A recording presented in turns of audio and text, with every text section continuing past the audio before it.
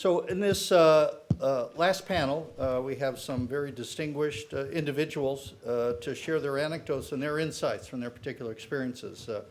Notice in the last panel is just excellent to hear the different perspectives that people have on these subjects, and we have four quite varied experiences here. The way I want to organize this is I'm going to just briefly introduce each of the panelists. You do have extensive bios in your book, but I do want them to individually, after I quickly introduce them, just to kind of motivate from their particular experiences, share their backgrounds in terms of this particular topic. And we first have Patrick Bryski. Pat is principal at Deloitte Consulting, right here on my immediate right. Then we have Carlos Passi. Carlos Passi is vice president and assistant controller at IBM. And then next to Carlos is Dustin Holland. Dustin Holland is VP for Better World Books. And then Melissa Paulsen. Melissa Paulsen is with the Gigot Center here, part of Notre Dame, and in the Mendoza College of Business, where I'm housed. So I'd like to, start. We're going to start with Pat and just say a little bit about, what you've been doing and share some just general thoughts on this. Pat and Carlos very much with financial background and that dimension of it.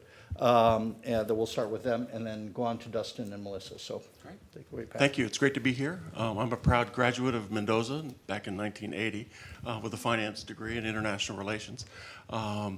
I've been a principal at Deloitte for a number of years, focused in our emerging markets business, international development. Major clients have been USAID, MCC, Department of State, now the World Bank, Inter-American Development Bank, and other MDBs.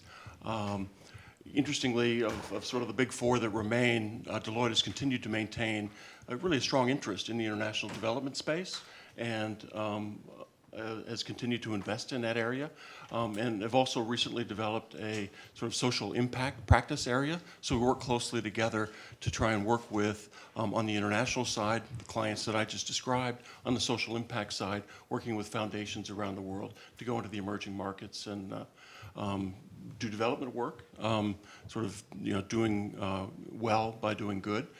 Peace Corps for profit sort of enterprise. But then we also follow a number of our clients into the emerging markets, whether they're multinational corporations or donor organizations or not-for-profits and foundations. We also have a network through about 100 different countries around the world of our member firm network. So Deloitte has offices in about 100 countries around the world, and we're often invited into that business space by our local partners to try and help them out with their local clients, as well as, again, supporting our international clients as they move around the world. With regard to sort of PPPs and partnerships that we've entered into, Deloitte actually plays sort of multiple roles in this space.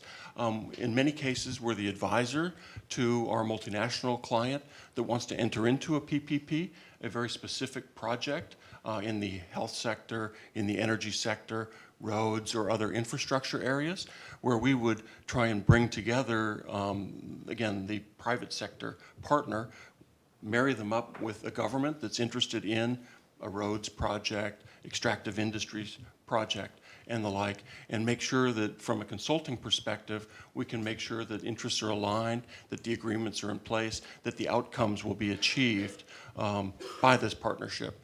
And we're doing a number of those right now in sub-Saharan Africa, again, in these key sectors that I've just described. Another way that we sort of work in partnerships is through a number of our development programs that we might do for USAID or the World Bank. We find ourselves in places like Kazakhstan or Mali or Mozambique and the Niger Delta, working closely with organizations like Chevron, who happen to be working in the extractive industry sector, trying to extract oil, working in partnership with the government in the oil sector, for example, and they find that maybe the workforce isn't up to speed isn't as strong as they might like or need to have that workforce to be, they would want to invest in the workforce development area or the education area in that country, and we have partnered with them to provide our consulting expertise, human capital and capacity building expertise to help them put in place a workforce development program so that they can reinvest back into the country that they're working with, sort of from a corporate social responsibility perspective on their side. But there's sort of a great benefit that they achieve because as they've invested in the workforce development and as we've helped them do that, they find that they get a much better workforce over time, over next 2 or 3 or 4 years. When the graduates come out of these programs, they find that they've got better oil field workers, and it makes their business much more effective and probably profitable at the end of the day. Those are just a couple of sort of examples, and perhaps we can get into more as we carry on the discussion. And I'll hand it off to Carlos. And thanks. I'm Carlos Passi, and my current role, I am the geographic CFO. What that means in our context is that all the country CFOs around the world report to me.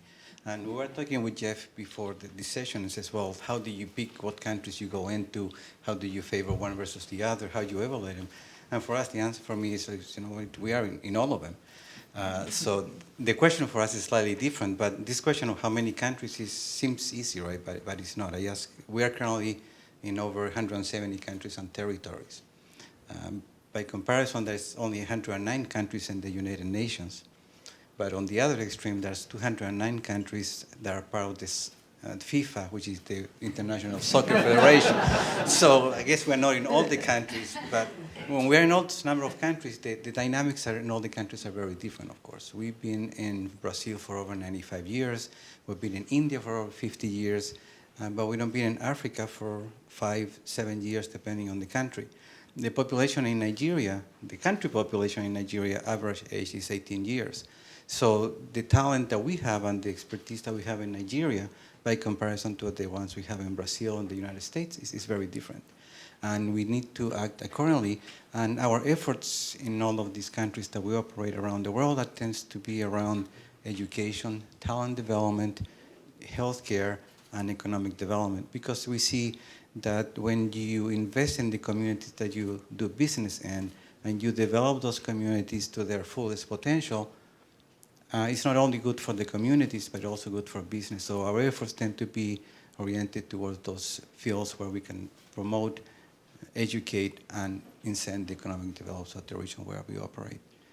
But when we look at countries, the question for us is not, do we go into the country or not? The question is more, what are the risks in those countries? How do we evaluate the risk and manage and mitigate those risks? And we look at a number of variables to do so, and it's getting to be fairly complex and sophisticated. But we'll look at things as political stability, government relations, currencies. Well, currently currencies are bad all over the world, so that's a different problem. For us, the question is, how do we assess risk and understand the gaps in the countries? How do we build to mitigate those risks and fill those gaps? And we work very effectively with governments, universities, and other private and for-profit groups to, again, develop the economic of those countries. Thanks, Carlos. So I'm Dustin, Holland. I'm the VP of Global Sales and Marketing at Better World Books. I'm not a Notre Dame alumnus, but I feel like one. I've been traveling here for the past 12 years. The company was actually founded here at Notre Dame. For those of you not familiar with our story, we got started. In fact, shout out to our founding CEO in the room, David Murphy. David, hi. David was my first boss at Better World Books, and he was a great boss to work for. So. Better World Books is a for-profit social enterprise. We're a founding B Corporation, and we're a socially responsible online bookseller. A lot of people ask what it means to be a bookseller, what it means to be a B Corporation, and I kind of tell people it's a hybrid between a for-profit business and a non-profit business. So everything that we do at Better World Books is mission-driven. And that extends to the partners and where we expand globally. Right now, we've got about 6,000 clients in the United States, Canada, the UK, and Ireland. We're looking to expand and take our footprint to places like Western Europe and China. That's where we serve clients that have a surplus book challenge. And then with each book that we acquire from one of our clients, we sell those books online and we generate a return to their literacy partner. So to date, we've donated over $21 million to our literacy and library partners around the world. We're raising $123 every 15 minutes that we give back to literacy and library organizations globally. For the books that we can't sell, we donate those books around the world. We've donated over 17 million books to areas in need. I'm not sure how many countries we've donated books to, but it's a lot. I know how many countries we ship books to, and I've got Carlos beat here. We service 200 countries. We don't have operations in all 200 countries, but we have customers in all 200 countries. And we're selling close to about 30,000 books a day.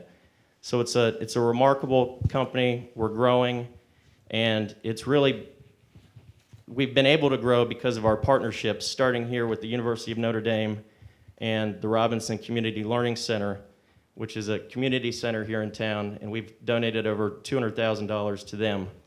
And we really haven't changed our approach since we got started. We look for partners that can help us fulfill our mission, whether that's partners that can help us get books to where they're needed, or partners that can help us bring library clients on board so we can sell those books and generate a return for literacy and education partners.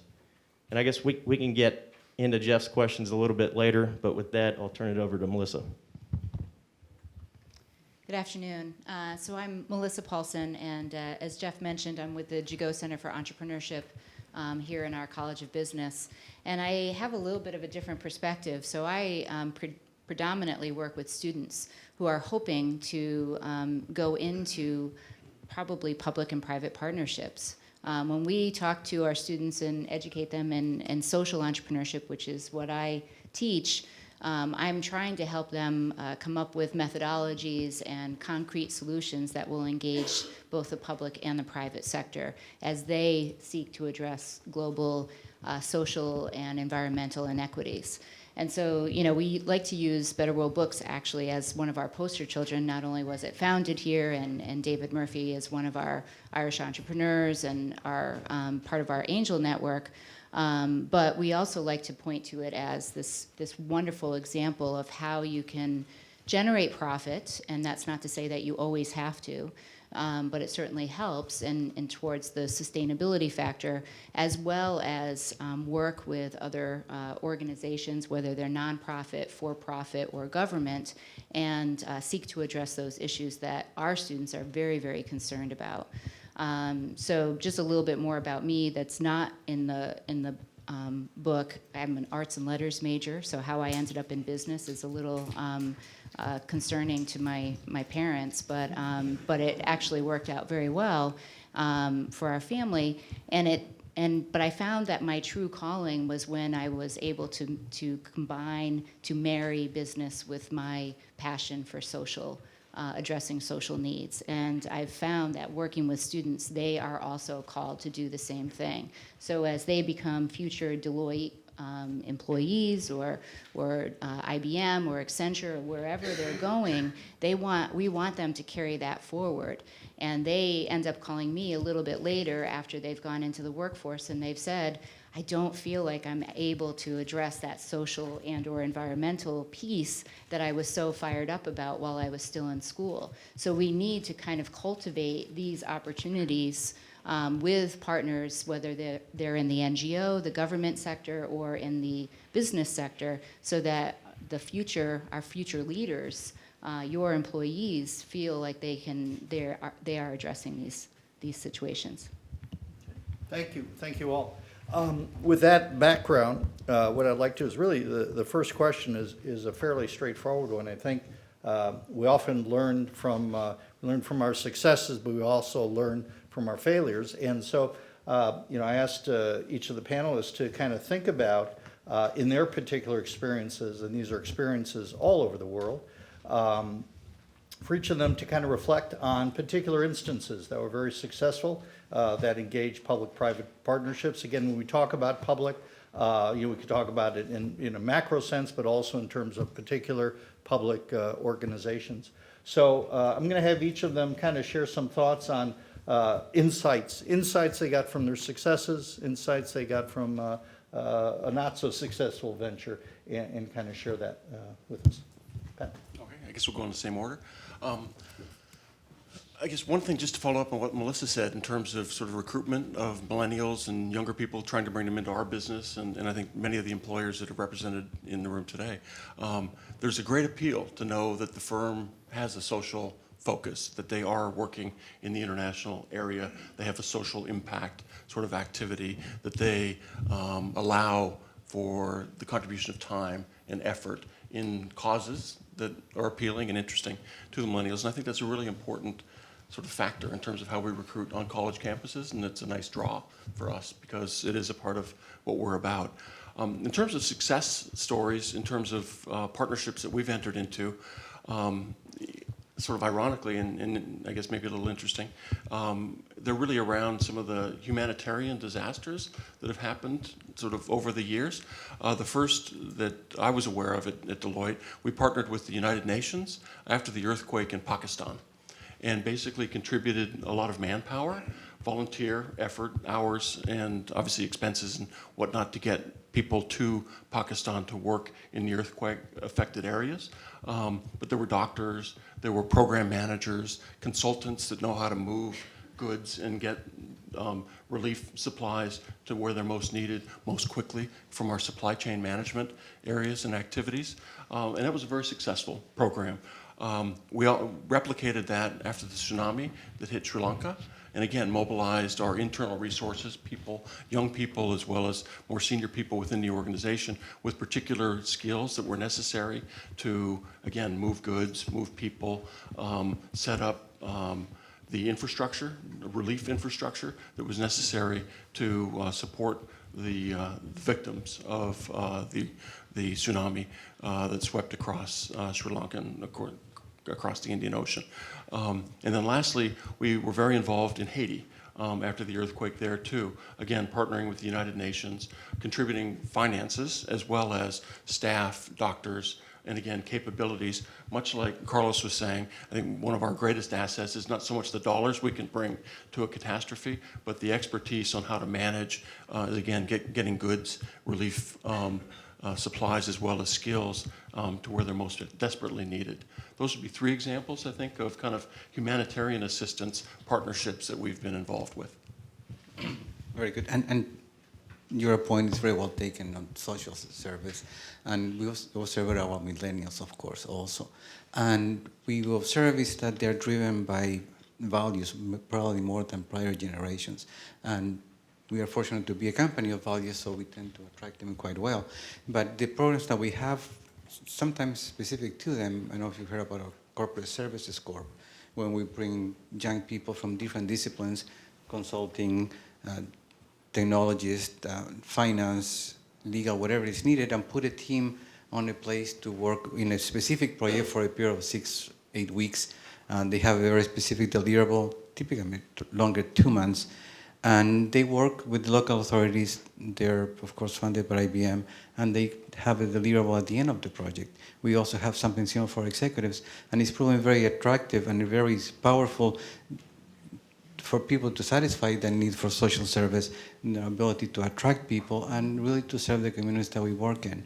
But back to your basic original question, Jeff, what makes this successful? What we look in partnerships is the partners that have the skills, experiences, and network and relationships that can complement the skills that we have in order to really create transformational initiatives that will have an impact on the communities.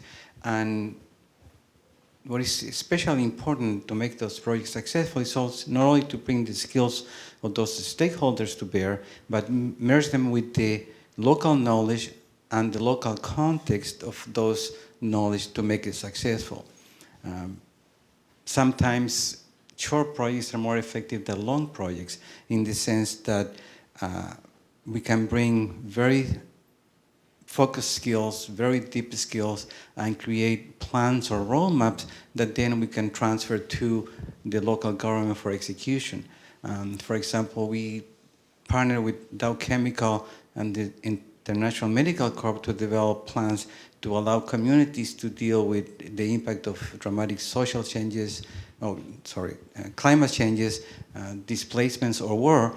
And we are able to create a plan and a roadmap that then is very effective, a very innovative solution that we transfer to the local government for execution. That allows and maintains allows the sustainability of the project, but allows us to create a project that is much easier to implement and create and set up than a long-term, let's say, 20-year project, which is very complex and not assured success. So those are some of the learnings that we have. The most important piece where we focus a lot, again, is to bring those capabilities that we have and the partners that we bring with us with the local knowledge and local context to make it applicable and implementable at the local level.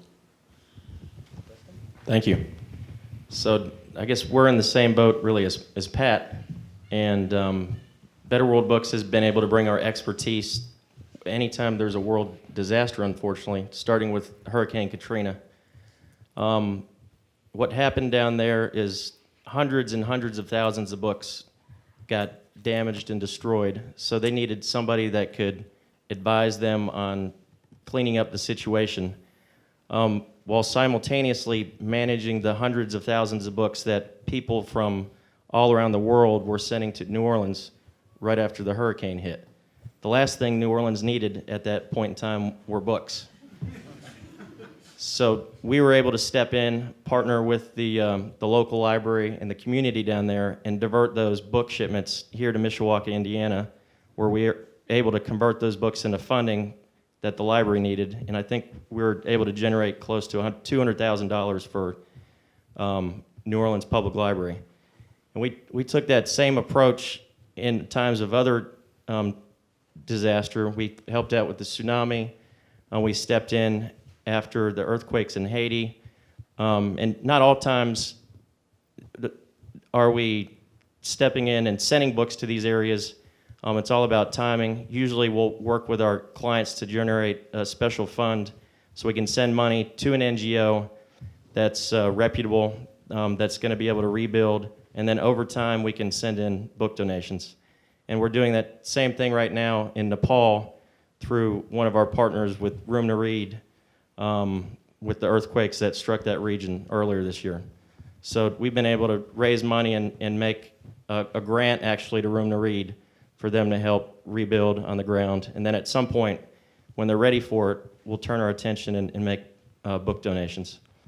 So those have been successful partnerships. I would say something that we haven't had success with is us almost acting as a microfinance lender and helping small businesses get started. So we've done a few pilots around the world where we'll ship books to an entrepreneur that has grand dreams of opening a bookstore and turning those books into funding in a local market. But to my knowledge, we haven't seen a dime from those activities. But we're still optimistic. So, Melissa? So 2 things. I'm rooting for that micro-entrepreneur who's opening a bookstore somewhere in the developing world. So I would like to see that succeed. And another point that you made, Dustin, that struck me was the last thing New Orleans needed was books. I think a lot of well-intentioned people, just to kind of get on a soapbox for a second, after a disaster, they just want to help. They want to send money. They want to do something. And so unfortunately, and this is what we talk to our students about, the difference between relief, aid, and development, is that people are so focused on aid for such a long period of time, and we really need people to divert those books and get them to convert them into money and help the library rebuild later on, rather than just send a bunch of books that are probably going to get, sit in water anyway. So I think that that's just a striking point to me that we constantly need to be reminded of, and something that we work very closely with our students to try to understand. When we're talking about partnerships, I'm going to talk more to the micro level. We work with an organization called Economic Growth Initiative in Haiti, which basically does what I was talking about earlier, which is to enable entrepreneurs to succeed. And not micro entrepreneurs, but small, medium entrepreneurs, because they believe that that's the future of Haiti's development and their economic development. So we work with this organization by sending students to teach over the course of the summer, during fall breaks. They really, because they're capacity constrained, resource constrained, they really rely upon us actually to do the teaching for them. So we'll do the teaching via Skype, we'll do mentoring via Skype. We have developed workshops and modules. We go down and teach. And the students really feel like they're engaging in a very real, very concrete way. Of course, it takes money to support that, and we're grateful for the help that we receive to send the students. But it certainly helps them understand how they can deliver value in a concrete way, and the organization appreciates what we call capacity building, how we are really building the capacity of the organization as well as the people that they're serving. And I think if we were to talk about kind of what makes partnerships successful, certainly it's the time that we spend. We spent probably 3 or 4 years talking to EGI before we even started doing anything with them, which sounds like a complete waste of time, but it absolutely was necessary to try to get to understand where we could concretely deliver value and if it was going to be received well on the other side. And then I think the other thing is kind of that alignment of values. EGI, Economic Growth Initiative, it was started by a Notre Dame alum. He had spent significant time in Haiti, so he knew Haiti, and so we could rely upon him for having spent time there since we couldn't do that, and we couldn't send our students to spend significant time. So we really relied upon him and his staff to really tell us what they, how we could be of assistance. And then we're an entrepreneurship program. We're not going to teach. Well, we can teach accounting, but we're not going to simply teach accounting. We're going to talk about business model development, business planning, market segmentation, all of the things that we do well and that we're teaching our students. So alignment of values in terms of what we're trying to achieve, and alignment of value in terms of what our resources are as well. We only have so many, financial and otherwise. I'd like to follow up because I'm very familiar with Melissa's work with Haiti, and just kind of turn it back to some of the others in terms of Haiti in particular, and just use that as a particular case in a sense. And any insights that any of you want to share in the case of Haiti or something like that? I don't know the specifics of Haiti in the project that we did with the United Nations, other than what I've just mentioned. But I think I can point out sort of 2 things that have caused partnerships to fail. And it really can be summed up in 2 words. One is alignment, and Melissa was just talking about that, making sure that the partners' objectives are aligned, and that it's not just some document, some contract they've entered into, and that's going to sort of resolve all. Because it isn't. It's really a partnership, it's a relationship, and particularly I think in partnerships that are going to take a long time to come to fruition, you really must have alignment of interests and mission and goal. The other word is expectations, and I think oftentimes when partnerships are formed, expectations can be misaligned. If you are working in the developing world, if you're working in capacity building or sort of significant sort of restructuring or transformation, it takes a long time, much longer than it would take certainly to do those sorts of things here, much longer often than the donors think it's going to take. For building capacity and changing how a Ministry of Finance might work or a central bank might work in a developing country, it can take 10 years or 15 years or 20 years of sustained capacity building, expertise, and effort. There's turnover amongst the staff members that you're training in these sorts of organizations. They get picked off by the private sector because they're very well trained and educated, and the private sector can pay them more than the public sector can pay. So you're continually having to refresh and replenish the professionals in that organization that you're working with and to build. It just really takes a long time, and I think for companies as well as donor organizations that are funding these sorts of programs, that sometimes gets lost and can be a sore spot for all parties concerned. Yeah, and in Haiti, let me give you an example and elaborate a little bit point that my colleague here brought earlier. Of course, we can donate money, right? But over the years and number of natural disasters, we developed skills to satisfy some of the human needs of the people there. And we found some of them is first finding each other. Families get split up, and there's a real need to find if their relative friends or families are dead or alive. And how do they return to normalcy? Part of the bigger question of that is when do the children can and should go back to school? So over the years, we developed the expertise, and we landed the country with a number of donated PCs, but more importantly, the software and the skills to build the infrastructure to allow people to come to centers, find each other, and start building or grouping the kids and the schools and get the schools going so you can restore some sense of normalcy to them first. So again, it's not about donating money, but donating the expertise, the time, and the knowledge to be able to have a greater impact in the community. The point that you brought in terms of aligning expectations is critical in how you form this partnership, because intrinsically, when you think of the public, the non-for-profit, and private organizations, their needs are different. The way they measure success is different. The way they look at challenges and build the solutions are different. So you have a built-in conflict in the way you are going to look at the problem that typically manifests in terms of how long the project is going to be. Is it going to be a year? Is it going to be 20 years? Does it require to change people, to develop new skills, to change the systems or policies, which is sometimes the hardest part. So it requires a lot of talent and hard work to get those to align, because as you are saying, if they're not aligned, it's a sure sign of failure.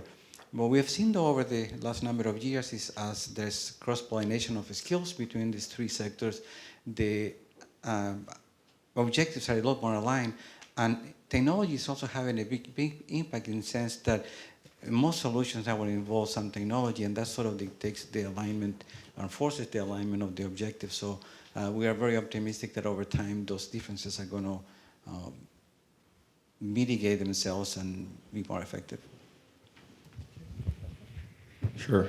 So with Haiti was a particular challenge for us at the early stages, and David will remember this. At the time, we were probably running about, we were operating on over 1,500 college campuses around the country, running college book drives, and we had thousands of college students that wanted to help immediately, and they're asking the question, what's Better World Books doing for the people of Haiti? So we got together, talked about it internally as a leadership team, and we started conducting our due diligence to find a group that we could partner with that was reputable and would use the money in a transparent and wise fashion. And it actually took, going through that process, we went through numerous organizations, and a lot of them, it seemed that there were elements of corruption or there was negative press associated with those organizations. But we finally found one that we settled on called Plan USA. We called them up. I believe we offered them $10,000 on the spot, said, we want to give you $10,000, and then on top of that, we want to let the students that are working to run book drives with you to donate a portion of every book that we sell from those book drives. And I'm not sure how much money we ended up raising for Plan USA, but we continue to send them checks from the books we collected years back. So that's definitely challenging, finding the right organization to partner with. We've had great partners over the years. Sometimes those organizations, their missions change or they stray from their original mission that we, when we first encounter them, it's a fit for Better World Books, but over time it changes, and then the partnership dissolves. But Plain USA was a success for Better World Books, and we were happy to help. And our students were especially appreciative to be able to help and get involved. So since I already spoke about Haiti, I'll just talk about one of the other failures that we've noticed in terms of partnerships, and that's when you don't recognize the importance of community assets. So this kind of relates to Haiti, actually. When I spent some time in Haiti, I heard from a lot of local business people, and this resonates maybe with many of you, because if you interacted with the Mandela Washington Fellows, these are all individuals who are starting enterprises in their own countries. And they want to be able to provide services and be part of value and supply chains in their countries. And when we're working in international development, we tend to go with those that we think are most trusted, most credible, and sometimes we skip over those people in the community who have local knowledge, local understanding, and are actually have businesses that are in that community. So, a specific example, one of these, a board member on EGI Haiti, they have a Haitian board and a US board. And the Haitian board is made up of business people who help to support and mentor the entrepreneurs in Haiti. When the catastrophe struck, there was a lot of resources spent on, US and other contractors, and they skipped over the contractors who were there in Haiti. And so he ended up losing a lot of money, lost access to contracts. And so just a reminder for me and for our students is, kind of this idea of jumping in and with our own businesses, our own resources that we're trying to support. But on the other hand, we might be kind of leaving some of the local entrepreneurs or the local communities, we're not recognizing and valuing their assets and what they could be bringing to the table. So I think that can be a failure in partnerships, and certainly one we try to, hold ourselves accountable to, because it's very easy to skip over. Okay, thank you. We're going to be opening up to questions from all of you shortly, but before we do, I do want to ask one question, and both Pat and Carlos have extensive experience. They're associated with very large global organizations, private organizations, and both have expertise in the area of finance. And just want to ask a question, particularly of the two of you, and the other two want to share something, that'd be great too, but about financing, banking, the nature of the banking system. What constraints you face there in this development objective? Anything you want to share in that regard?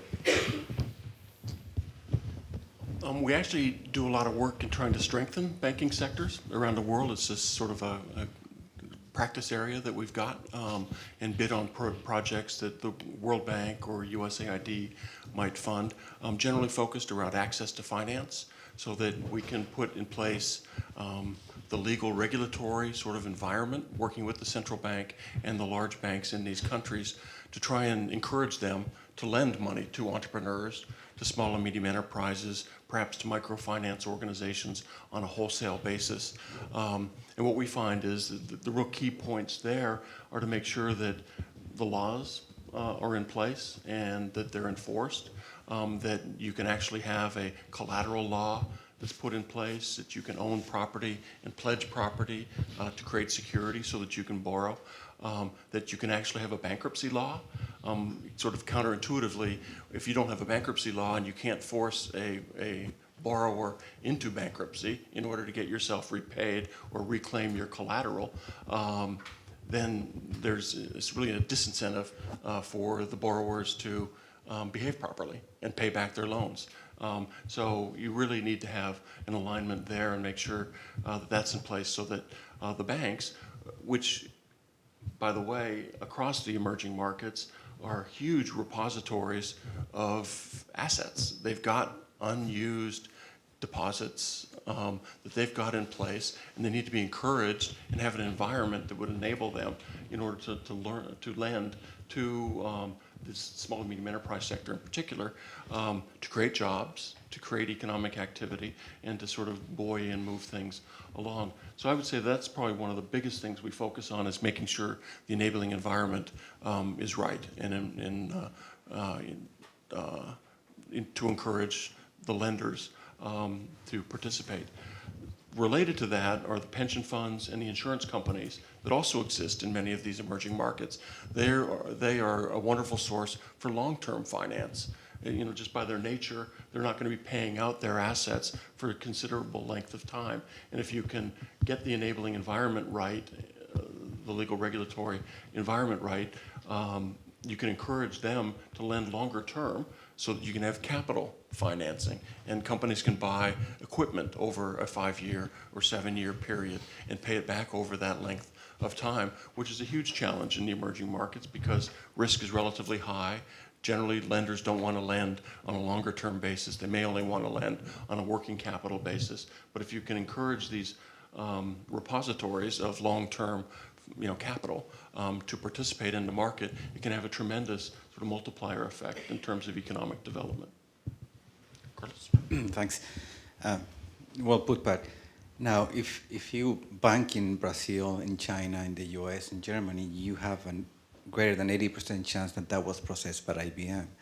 If you make a credit card transaction, the chances are over 95% that it was processed by IBM. So we have a long experience on banking. But I want to elaborate a little bit different how the banking system seems to be evolving, right? When we go into these emerging economies, the banking system is normally not very well developed. What we've seen is technology is enabling access to banking and to financing to a group of people that were not covered before. And it's the evolution of the mobile banking, right? Do you have people who never had a bank account? They've never been to a branch, by the way. My daughter's never been to a bank branch, right? So it's changing, right? My mother still goes to the bank to pay her bills, but my daughter never been to a branch, right? So the world is changing, and it's changing very fast. And especially in the emerging market, where never had the infrastructure, they're not going to build it either, right? Because they're jumping that stage and they're going straight to mobile. And we're working in the technologies that allow people in a secure manner to do those and to transfer funds directly from cell phone to cell phone. I'm originally from Chile. In Chile, it's like 1.1 cell phones per inhabitants of the country. So the technologies and the mobile technologies and banking and other pieces of the life are becoming so much important, and developing those, making sure they are secure and execute on those is critical for the development of these countries. I just wanted to make a plug for maybe impact investing as well. So if you're talking about banking, that's as long as an entrepreneur can afford to pay back the loan.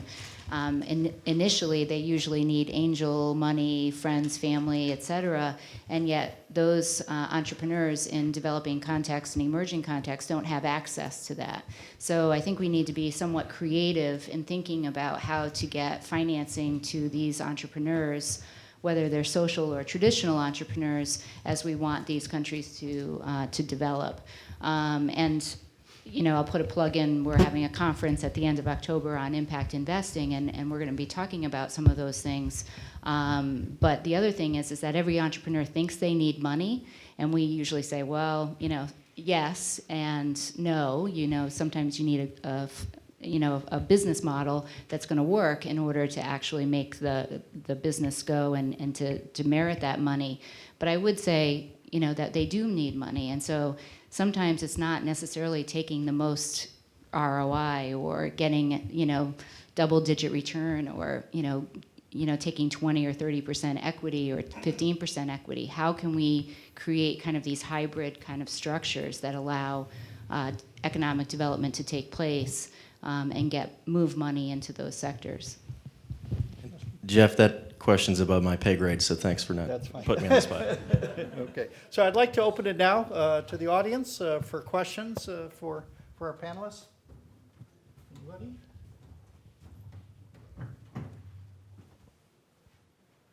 So Haiti, and I realize that disaster relief and economic development are not the same. but all the bad press as far as like the International Red Cross, what have you, what impact, if any, does that have on like donor fatigue for economic development? I guess I should answer that question since I brought it up. I mean, I think. I thought so. Yeah, you were kind of looking in this direction.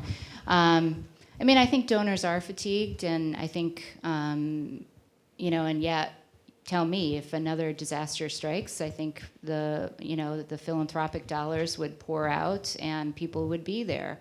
I think it's really our responsibility, everyone in this room, to make sure that that money is spent to the benefit of the people that we're there to serve.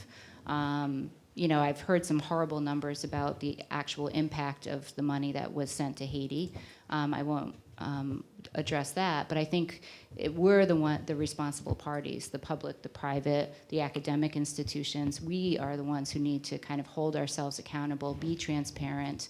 I actually just heard of yet another concert to raise money for poverty, and it just makes me, you know, just crazy because I think, you know, we don't seem to learn as much as we try to convey that, you know, you need to have boots on the ground, you need to kind of see what's going on before you understand how to help. And there's plenty of other people in this room who know exactly how to do that, and much better than I do in many ways. But I think that, you know, donors are still there. I think we still are optimistic and hopeful. And I think, you know, it's the people who are engaged in these partnerships that really need to be the ones that to understand and figure out how to make it work most effectively. I guess I might just add, it's not so much with regard to Haiti, but I know there seems to be a fatigue around the crises that we seem to be having across the Middle East and elsewhere, where you've got dislocation of huge amounts of population moving into Jordan, into Turkey, and the like out of Syria.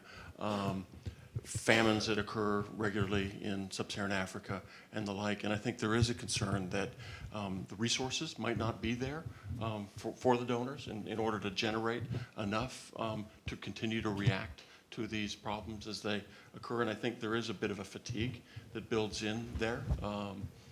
Just again, from what I read and what I hear from the donors that I talk to, it's taking its toll, I think. It seems that we've had a very bad patch where we are having lots of different crises that require humanitarian response. And I think that the response times are lengthening, and the amount of funds raised are not happening as quickly as they had been previously. And I think from Better World Books' perspective, we're in a unique position because we're not asking for cash contributions. So we don't necessarily see the fatigue factor because a lot of our clients and a lot of the individuals we work with are getting rid of their books anyway. So if we can convert it into a stream of funding to benefit a group such as Plan USA that was working in Haiti, they'll do it all the time because we're not asking for the cash up front. But Melissa and Dustin both alluded to the fact that to find the right partner is very hard. To understand that it's going to have the intended impact is very hard. So you have to be very careful about how you select your partner. But overall, I see philanthropy evolving. It's not these blind donations. Pat alluded to it. I alluded to it. We see more impact by not just donating to the problem, but to really working on the root cause. And how do you have the impact of the root cause? Typically has to be a transformational innovation to provide the impact that you need, but it's attacking the root cause where you have the most benefit. You will see us, we don't contribute to scholarship, open scholarship much more anymore, but we work with local governments to develop innovative educational approach like the P-Tech schools in New York City. I don't know if you heard about it, where we partner with the local and federal government to develop a school that accelerates the training of underprivileged children into technical careers, and they provide internship and maybe jobs at the end of their curriculum. we find that that has a much more direct impact and lasting impact and sustainable impact to the community than just to donate to open scholarships. So you'll see philanthropy to evolve over the years. And that's a really good point that we didn't get into. But one thing Better World Books has taken a hard look at is transitioning our funding model to fund specific projects and transition away from solely giving unrestricted funding. Because we think we can have a greater impact that way. We're able to get reporting back from these organizations. They can show us their success stories, and then we can take that and tout those success stories to our customers throughout the world. And more importantly, you learn from those experiences, and then you can replicate them in different places. And if it works, then we started in New York, and the same example, P-Tech, now we're creating it in Chicago. Once you have a model that works, you can have a much bigger impact, and you are assured of the success as you replicate and deploy in other places. And people tend to be more generous when they see a project that is working, that has demonstrated success. It's going to be a lot easier to get the funding that is just these unrestricted donations. Thank you all. Great answer.